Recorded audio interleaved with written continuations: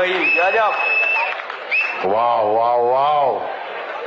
It feels surreal actually. લવારી અમે આટલી બધી કરી છે, લગભગ આ 102 શો છે આજે, લાઈવ શો, અને આટલું સ્પિરિચ્યુઅલ અને આટલું સારું મને કોઈ દિવસ ફીલ નથી થયું.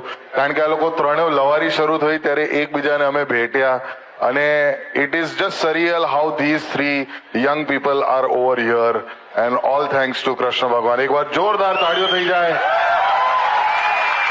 Four the amazing Lalo team.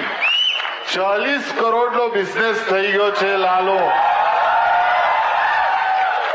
One by one હું જણાવી દઉં છું. અંકિતભાઈ ડિરેક્ટર છે મૂવીના, એમના માટે તાળીઓ થઈ જાય, the director of the film.